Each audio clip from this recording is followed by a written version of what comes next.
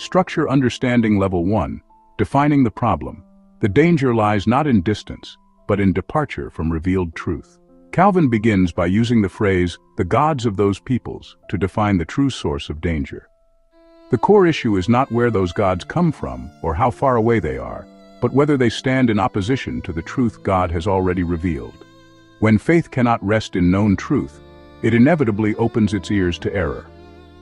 Level 2, the reality of human relationships. How error seeps in through daily interaction. He then explains that error is not an abstract concept, but something that spreads naturally through human relationships. Proximity breeds habitual imitation, and because human nature itself inclines toward evil, corrupting influence is often more invasive than upright example. Level 3, the historical situation. Israel surrounded by spiritual pressure.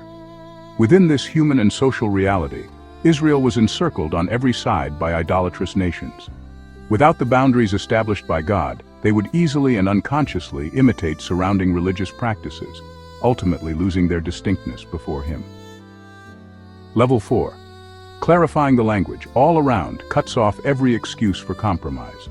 Calvin pauses to explain the term all around, emphasizing that Israel was not merely different from one nation, but from all nations in every direction.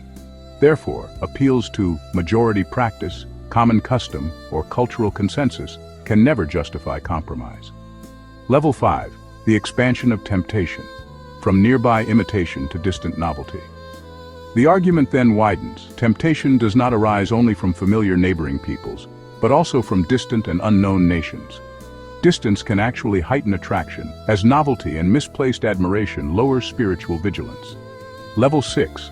Diagnosing human nature. How curiosity drives corruption. Here Calvin exposes curiosity as restless and undisciplined at its core.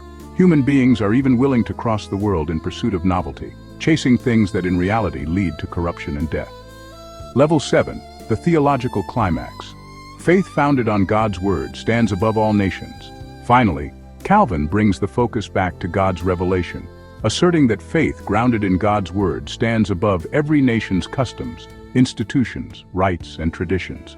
Genuine spiritual growth must begin with a hatred of everything that stands opposed to true religion. Structural summary in one sentence.